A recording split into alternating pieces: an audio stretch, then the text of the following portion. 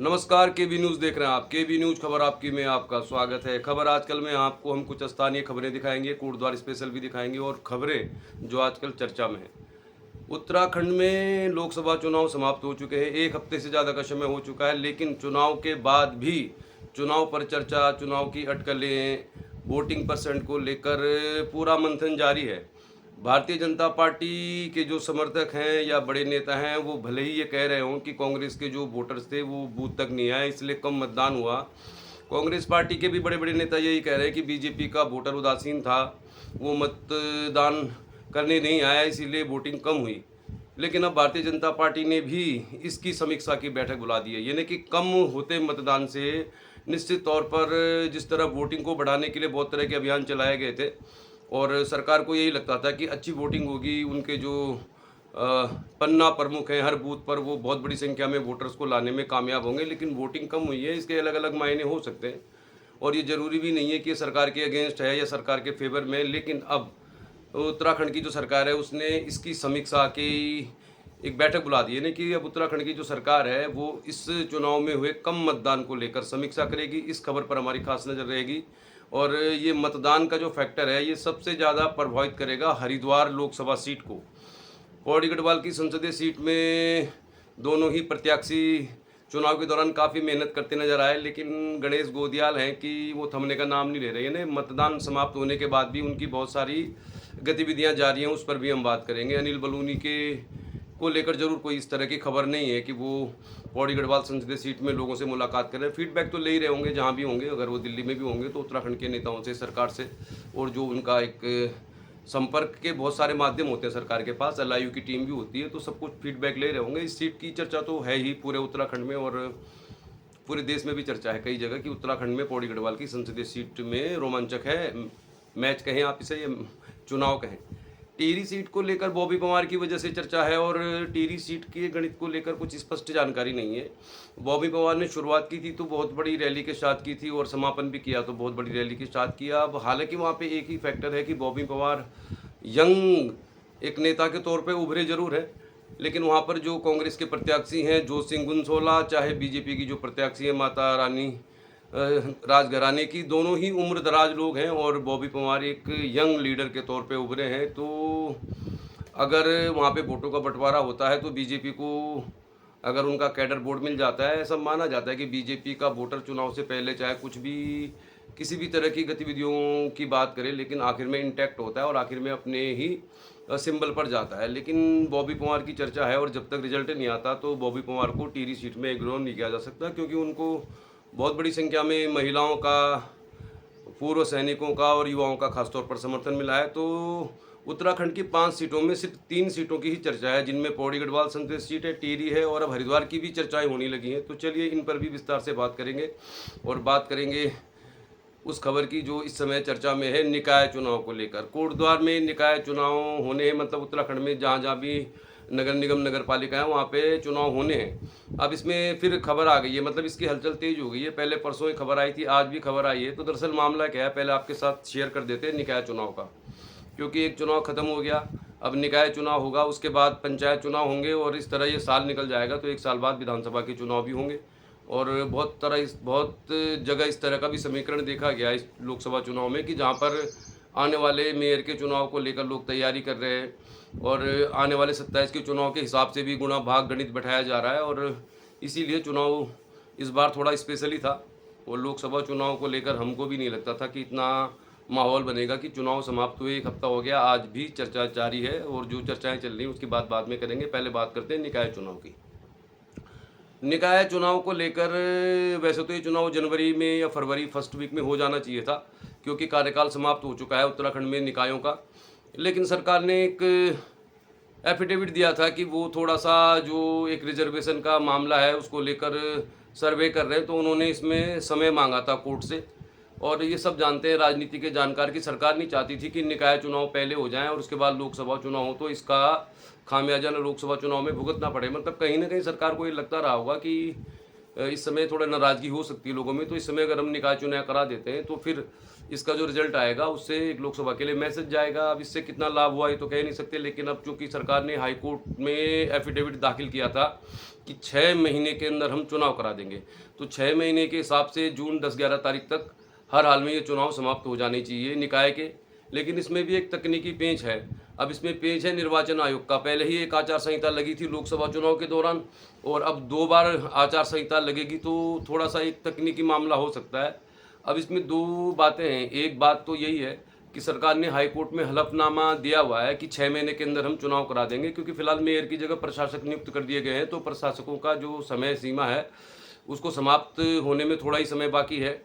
तो अगर होते हैं निकाय चुनाव तो कोटद्वार की बात करते हैं, उसके बाद बात करेंगे गणेश गोदियाल की और हरिद्वार लोकसभा सीट की, खास तौर पे क्या चल रहा है, और कुछ जानकारी हमें मिली है तो हम जरूर आपके साथ शेयर करेंगे। निकाय चुनाव को लेकर धड़कनें थम गई हैं कोटद्वार की, उन लोगों की जो बनना चाहते हैं मेयर के दावेदार हैं। टॉप 6 हमने आपको कल बता दिया, एक बार फिर दोबारा रिपीट कर देते हैं। कोटद्वार में अगर नगर निगम में मेयर के प्रत्याशियों की बात होगी तो हाई प्रोफाइल नेता तो इस समय बीजेपी में शैलेंद्र रावती हैं, पूर्व विधायक हैं और इस पूरी विधानसभा के लोगों से परिचित हैं। हालांकि इस बात को लेकर हम आश्वस्त नहीं है कि वो दावेदारी पेश करेंगे या सरकार उनको मौका देगी, क्योंकि बीजेपी में शामिल हुए उन्हें ज़्यादा समय नहीं हुआ है, अभी 1-2 महीने ही हो रहे हैं। मतलब लोकसभा चुनाव से पहले ही वो शामिल हुए थे बीजेपी में, तो स्वाभाविक तौर पर वे दावेदार हैं। और इसके अलावा वीरेंद्र रावत जो जिलाध्यक्ष हैं वो भी दावेदार के तौर पर हैं, क्योंकि वो काफ़ी लंबे समय से बीजेपी के संगठन से जुड़े हुए हैं और बहुत सारे पदों पर रहते हुए उन्होंने अपनी भूमिका को निभाया है। वर्तमान में यम कुशल लैंसडाउन कोटद्वार का प्रभार है उनके पास, तो उनकी स्वाभाविक दावेदारी है। ऐसा माना जाता है कि पुष्कर सिंह धामी के करीबी है वो। अब राजनीतिक हलकों में बातचीत चलती रहती है। इसके बाद राजगौरव नौडियाल जो वर्तमान में कोटद्वार विधानसभा के संयोजक रहे इस लोकसभा चुनाव में, और ऋतु खंडूरी भूषण जो कोटद्वार के विधायक है, विधानसभा अध्यक्ष है, ऐसा माना जाता है उनके काफ़ी करीबी है, तो वो भी स्वाभाविक तौर पर दावेदार है। और सुमन कोटनाला जो लंबे समय से तैयारी कर रहे थे वो भी स्वाभाविक तौर पर दावेदार है। तो इनकी धड़कनें थम जाएगी, क्योंकि एक ही बंदे को मिलेगा टिकट, एक ही प्रत्याशी को पार्टी का अधिकृत प्रत्याशी घोषित किया जाएगा जिसको सिंबल मिलेगा। तो कुछ नए नाम भी आ रहे हैं। कल हमने फेसबुक पेज में डाला था अपना टॉप 6, तो उसमें बहुत सारे लोगों ने, अनीता आर्य जो संगठन की नेता है इस समय, उनका भी नाम आ रहा है। हालांकि नाम तो कई चल रहे हैं, कई लोग निर्दलीय भी चुनाव लड़ेंगे, तो फिलहाल जो टॉप 6 है उनमें यही है। और कांग्रेस की ओर से फिलहाल 2 ही नाम है, रंजना रावत और गीता नेगी, जिनके बारे में हमने आपको बता दिया। गीता नेगी पूर्व में ब्लॉक प्रमुख रही हैं दोगड्डा की और वर्तमान में पार्षद हैं, काफ़ी करीबी मानी जाती हैं वो पूर्व काबीना मंत्री सुरेंद्र सिंह नेगी के, और एक वफादार नेता के तौर पर उनको माना जाता है। रंजना रावत का अपना आधार है, वो भी एक मुखर नेता हैं। तो ये 6 नेता फिलहाल दौड़ में हैं। कौन आ जाएगा दौड़ में, इसको लेकर खास तौर पर बीजेपी में कह नहीं सकते, क्योंकि ये पिछला एक लंबा इतिहास है कोटद्वार में। चाहे विधानसभा के चुनाव हुए, चाहे मेयर के चुनाव हुए, तो उन प्रत्याशियों को टिकट नहीं मिल पाया जो वाकई इसके दावेदार थे। तो विधानसभा के चुनाव की बात तो नहीं करेंगे, मेयर की बात भी करें तो 2017 में धीरेन्द्र चौहान स्वाभाविक तौर पर दावेदार थे और उनको टिकट नहीं मिला, तो उन्होंने निर्दलीय चुनाव लड़ा। और पहली बार ऐसा हुआ कोटद्वार में कि भारतीय जनता पार्टी का जो एक वोटर है, जिसको लेके कहा जाता है कि आखिरी समय में कितने भी मतभेद हों, कितने भी झगड़े हों, वो अपनी पार्टी को ही वोट देता है। लेकिन पिछले चुनाव में ऐसा नहीं हुआ। 2017 में बीजेपी की जो अधिकृत प्रत्याशी थे वो लैंसडाउन की जो सांसद दिलीप रावत उनकी पत्नी थी, जिनको सिंबल मिला कमल का, लेकिन वोट मिला धीरेन्द्र चौहान को। और ये मुकाबला जो पिछला हुआ था, ये धीरेन्द्र चौहान वर्सेस हेमलता नेगी जो पूर्व काबीना मंत्री सुरेंद्र सिंह नेगी की धर्मपत्नी है, उनके बीच ही सिमट के रह गया। बहुत मामूली अंतर से हेमलता नेगी चुनाव जीती और वो कोटद्वार की पहली महापौर बन गई। अब सबसे बड़ा सवाल क्या है कि अब आने वाले चुनाव में क्या होगा, क्योंकि यहाँ पे प्रत्याशी बहुत ज़्यादा हैं। और हमारा ये मानना है कि यहाँ पे जो शैलेंद्र रावत अभी हाल ही में बीजेपी में शामिल हुए हैं, भले ही वो यमकेश्वर से 2 चुनाव लगातार हार चुके हैं, लेकिन कोटद्वार में होने वाले मेयर के चुनाव में उनकी बहुत बड़ी भूमिका हो सकती है। अगर वो नहीं भी लड़ते हैं तो भी उनका इतना मतलब जनाधार है कोटद्वार में कि वो वोट मतलब चुनाव को मतलब प्रभावित कर सकते हैं। तो अगर शैलेंद्र रावत नहीं लड़ते हैं तो फिर उनकी भूमिका काफ़ी बड़ी होगी, क्योंकि ऐसा नहीं है कि उन्होंने जब 2007 में विधायक बने तो बहुत बड़ा उनका एक सपोर्टर वर्ग है जो कम से कम इस तरह के चुनाव में बहुत बड़ी भूमिका निभा सकता है। तो सबकी धड़कनें थमी हुई हैं, क्योंकि बीजेपी में थोड़ा अप्रत्याशित भी हो जाता है कब कौन प्रत्याशी बनेगा। तो नगर निगम के चुनाव होने की प्रक्रिया में एक बाधा यही है कि निर्वाचन आयोग यानी चुनाव आयोग जो है, अभी आचार संहिता लगी थी तो दोबारा आचार संहिता लगाने की प्रक्रिया को लेकर कुछ तकनीकी पेंच है, लेकिन अब ऐसी खबर आ रही है कि सरकार ने लगभग सारी तैयारी कर ली है। यानी कि उन्होंने हाईकोर्ट में कहा था कि हमारे को कुछ मतलब जनगणना करनी है कि किन सीटों को रिजर्व रखा जाएगा, किन सीटों को सामान्य रखा जाएगा, किन सीटों को महिला रखा जाएगा। इसको लेकर उन्होंने अपना एक समय ले लिया था हाईकोर्ट से, लेकिन साथ में उन्होंने हलफनामा भी दायर कर दिया था कि 6 महीने के अंदर हर हाल में हम चुनाव करा देंगे। तो निकाय चुनाव होंगे अगर मई जून में, उसके बाद पंचायत चुनाव भी होने, तो लग रहा है ये साल चुनाव में ही निकल जाएगा और 1 साल बाद फिर विधानसभा चुनाव की भी तैयारी होगी। तो राजनीति और क्रिकेट में बड़ी दिलचस्पी है लोगों को। आईपीएल चल रहा है आजकल, और आईपीएल इतना लंबा होता है कि मतलब वर्ल्ड कप भी 15-20 दिन में निपट जाता है। अधिकतम 1 महीने में दुनिया के सारे देश जो क्रिकेट खेलते हैं उनका टूर्नामेंट जो होता है वर्ल्ड कप, वो भी 4 साल में एक बार होता है और वो लगभग 20-25 दिनों में समाप्त हो जाता है। लेकिन आईपीएल है कि ये समाप्त होने का नाम नहीं लेता। 1.5 से 2 महीने तक ये आईपीएल का टूर्नामेंट चल रहा है, और इसमें एक, मैं तो साफ तौर पर कहूँगा, जुआ, ड्रीम 11 में लोग व्यस्त हैं। ड्रीम 11 खेल रहे, कौन बन रहा है करोड़पति इसकी तो कोई जानकारी नहीं है। लेकिन क्रिकेट के साथ इस तरह का साथ में ये जो पैरेलल गेम चल रहा है ये बहुत अच्छा नहीं है। इससे लोग मतलब इसमें बहुत सारा पैसा लगा रहे हैं और काफ़ी कम लोगों को ही इसका लाभ मिलता है। अब इसकी बात इसलिए भी कर रहे हैं कि गणेश गोदियाल की बात करेंगे। अब गणेश गोदियाल ने चुनाव समाप्त होने के बाद भी अपनी प्रक्रिया जारी रखी है। उनकी खबरें लगातार आती रहती हैं, और अभी कल उन्होंने मतदान जहाँ पे ईवीएम रखी है उसको लेकर आपत्ति जताई कि यहाँ पर जो सेंटर की टीम है जो इन ईवीएम की सुरक्षा करती है वो अंदर क्यों है, उनको बाहर रहना चाहिए। और उन्होंने यहाँ तक कहा कि वो काफ़ी दूर से इसको देखना चाह रहे थे कि यहाँ पे कुछ हो तो नहीं रहा है, तो उन्होंने किसी घर में सीसीटीवी कैमरे लगा दिए थे जहाँ से उस जगह को कवर किया जा सकता था जहाँ पे ईवीएम रखी हुई है। तो उसको लेकर भी एसडीएम ने आपत्ति जताई है।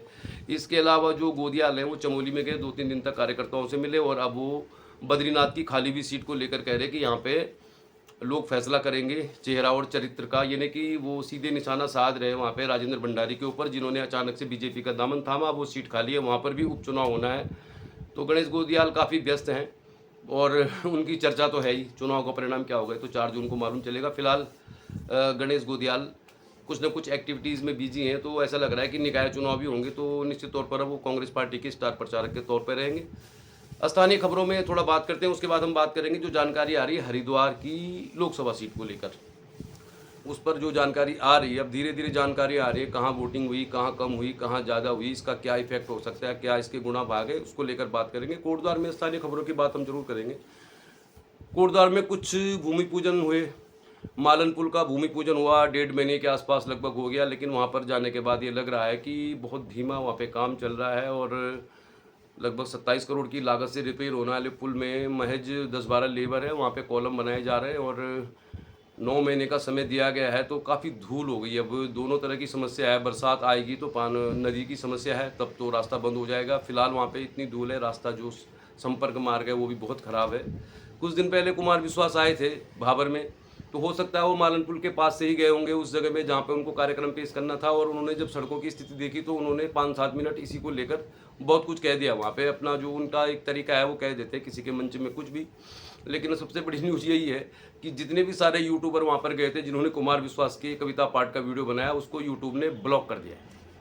मतलब कुमार विश्वास ने वहाँ पर बहुत कुछ कह दिया ऐसा उस सड़क को लेकर, रास्ते को लेकर, और वो 7-8 मिनट तक इस पर ही शायद वो परेशान हो गए जब वो आए होंगे जिस जगह में उनका कार्यक्रम होना था। तो ये तो वो मालन पुल के पास से आए होंगे या फिर वो कंडी संपर्क मार्ग के रास्ते आए होंगे। तो दोनों ही रास्तों की हालत बहुत ख़राब है, रास्ते उबड़ खाबड़े धूल भरे हैं। तो अब कुमार विश्वास के कविता पाठ का वीडियो जिन यूट्यूबर ने डाला था, वैसे भी उन्होंने 11 बजे का समय दिया था, 3 बजे उनका कार्यक्रम शुरू हुआ, 6-7 घंटे तक धूप में वहाँ पे यूट्यूबर वीडियो बना रहे थे। तो वो वीडियो अब ब्लॉक कर दिए गए हैं।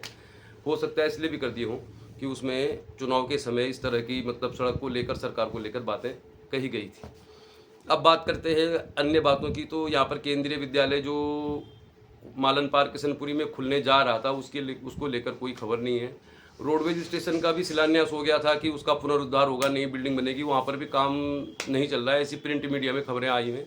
मालन पुल में तो खैर काम ना के बराबर चल रहा है, कुछ कॉलम बने हैं वहाँ पे, और ऐसा लग रहा है कि जो कॉन्ट्रैक्टर है वो संभवतः बरसात के बाद ही शायद थोड़ा स्पीड से काम करेंगे। तो बहुत बड़ी बात यह है, लाख टके का सवाल यही है कि मालन पुल को 9 महीने का समय दिया गया है कॉन्ट्रैक्टर को। तो जिस हिसाब से शुरुआत हुई है तो ऐसा बहुत कम संभावना है कि 9 महीने के अंदर ये जो पुल है रिपेयर हो जाएगा, जिसको वेल फाउंडेशन के जरिए रिपेयर किया जाना है। यानी कि सारे पिलर्स को रिपेयर किया जाना है, स्लैब हटाए जाएंगे, फिर स्लैब बिछाए जाएंगे। बहुत लंबी प्रक्रिया है और अभी जो शुरुआत हुई है तो वो बिल्कुल मतलब ना के बराबर ही है। मैंने वीडियो नहीं बनाया क्योंकि बार बार एक खबर को दिखाना ज़रूरी नहीं, लेकिन वहाँ पे काम बहुत ही धीमा चल रहा है। और अभी तो सुकरो पुल में भी काम चल रहा है, वहाँ पे शायद जो पुल क्षतिग्रस्त हो गया था तो उसको भी लगभग 1 साल हो जाएगा जुलाई अगस्त में, तो उसमें भी थोड़ा बहुत काम चल ही रहा है। तो स्पीड बहुत स्लो है कोटद्वार भाबर में। क्या इसका फ़र्क वोटर्स मतदान में भी पड़ेगा, लोकसभा चुनाव में भी पड़ेगा, इसको लेकर कह नहीं कर सकते। और स्थानीय खबरें जो होंगी तो हम देते रहेंगे आपको। कोटद्वार की खबरें तो हम आपको अक्सर दिखाते ही रहते हैं।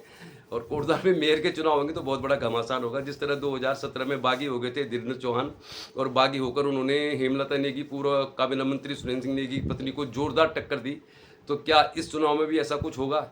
अब 4-5 जो प्रत्याशी बीजेपी के दावेदार हैं, कांग्रेस में तो बहुत ज़्यादा है नहीं, तो जिनको टिकट नहीं मिलेगा क्या वो चुपचाप बैठ जाएंगे? ये सबसे बड़ा सवाल है। और क्या ये जो चुनाव है ये क्या 2017 की पुनरावृत्ति होगा? कोटद्वार में लोगों की इस पर खास नज़र है और इस पर हमारी भी नज़र है। ज़रूर हम मेयर के चुनाव को लेकर आपको जो भी अपडेट होगा आपके साथ शेयर कर देंगे। अभी का अपडेट यही है कि हाईकोर्ट में सरकार ने हलफनामा दिया था कि हम 6 महीने के अंदर हर हाल में चुनाव करवा देंगे।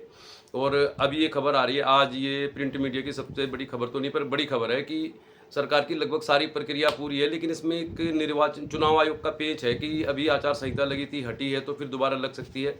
एक तरफ सरकार का हलफनामा कोर्ट में दिया हुआ कि हम हर हाल में 6 महीने में चुनाव करा देंगे, तो अगर ये मामला सुलझ जाता है तो आप मान के चलिए फिर कोटद्वार में चुनावी संग्राम, यानी पूरे उत्तराखंड में जहाँ जहाँ भी ऋषिकेश हो, देहरादून हो, हल्द्वानी हो, जहाँ जहाँ भी नगर निगम या नगर पालिका है, चुनावी संग्राम होगा और चुनाव में लोगों की बड़ी दिलचस्पी है। तो चलिए फिर चलते चलते अब बात करते हैं हरिद्वार लोकसभा सीट की।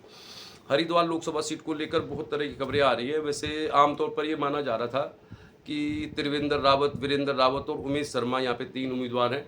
और जो उमेश शर्मा खानपुर के निर्दलीय विधायक हैं और वीरेंद्र रावत जो हरीश रावत के बेटे हैं कांग्रेस के प्रत्याशी, इन दोनों का वोट एक जैसा ही है।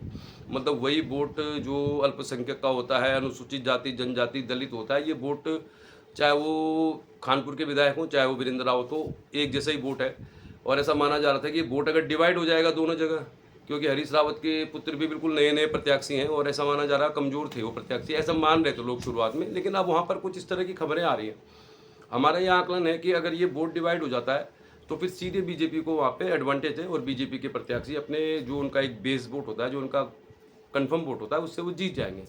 लेकिन अब वहाँ पर जो वोटिंग परसेंटेज को लेकर खबर आ रही है तो इस सीट में भी अब मामला फंसा हुआ लग रहा है। दरअसल मामला है कि आपको बताते हैं, हरिद्वार सीट में जो पर्वतीय मूल के लोग हैं उनकी संख्या बहुत ज़्यादा नहीं है और ये बड़ा फैक्टर नहीं है वहाँ पे कि मतलब वहाँ पे जो पहाड़ के रहने वाले लोग हैं पर्वतीय मूल के, वो डिसाइड नहीं करते कि कौन जीतेगा। और त्रिवेंद्र रावत और वीरेंद्र रावत के बीच ये मुकाबला देखा जा रहा था। और यहाँ पे खानपुर के जो निर्दलीय विधायक हैं उमेश शर्मा, उनकी भी बहुत अच्छी पकड़ बताई जा रही है। तो दरअसल वहाँ पे वोटिंग परसेंटेज जो हुआ है उसको लेकर अब इस सीट को लेकर भी अटकलें तेज हो गई है। पहले उत्तराखंड में एक ही सीट पौड़ी गढ़वाल की मानी जा रही थी कि जहाँ पे कुछ हो सकता है, मतलब जहाँ पे बीजेपी के लिए थोड़ा मुश्किल हो सकती है, बाकी 4 की 4 सीटें वो जीत जाएगी। नैनीताल अल्मोड़ा की सीट की तो बात भी नहीं हो रही है कहीं पे। तो हरिद्वार में क्या है कि हरिद्वार में बीजेपी के जो गढ़ है, जैसे ऋषिकेश है जहाँ पे प्रेमचंद अग्रवाल विधायक है, डोईवाला जहाँ से त्रिवेंद्र सिंह रावत खुद विधायक रहे हैं जब वो मुख्यमंत्री बने थे, और धर्मपुर, 3 सीटों में मतदान कम हुआ है। मतलब डोईवाला में तो फिर भी मतदान थोड़ा सा हुआ है, मतलब 60% के आसपास, लेकिन ऋषिकेश में 50% वोटिंग हुई है। और धर्मपुर जहाँ पर दिनेश अग्रवाल कांग्रेस के बुजुर्ग नेता मतलब रहे लंबे समय तक कांग्रेस में, वो भी बीजेपी में शामिल हो गए। तो सबसे बड़ी समस्या यही हो रही है कि डोईवाला, धर्मपुर और ऋषिकेश में मतदान का प्रतिशत कम है। ऋषिकेश और धर्मपुर में तो बहुत ही कम है जहाँ पे सिटिंग एमएलए बीजेपी के हैं। वहीं खानपुर, ज्वालापुर, झबरेड़ा, पिरान कलिहर, मतलब इन क्षेत्रों में बम्पर वोटिंग हुई है 70% से ज़्यादा। और जहाँ पे हरिद्वार ग्रामीण में हरीश रावत की पुत्री विधायक हैं अनुपमा रावत, वहाँ पे 73% वोटिंग हुआ है। तो बहुत से जो राजनीति के जानकार हैं वो ये कह रहे हैं कि हरिद्वार सीट में भी मामला फंसा हुआ है जैसे टिहरी का है। तो क्या कुछ होगा चुनाव में कह नहीं सकते, लेकिन चुनाव को लेकर अटकलें जारी हैं। कोटद्वार में भी ऐसा मान के चल रहे हैं हम कि कोटद्वार में तो बीजेपी को लीड मिलेगी। जिस तरह का इतिहास है यहाँ पे, पिछले 4 चुनाव को देखें, 2 विधानसभा चुनाव और 2 लोकसभा चुनाव को देखा जाए तो उस हिसाब से तो बीजेपी को यहाँ पे लीड मिलेगी।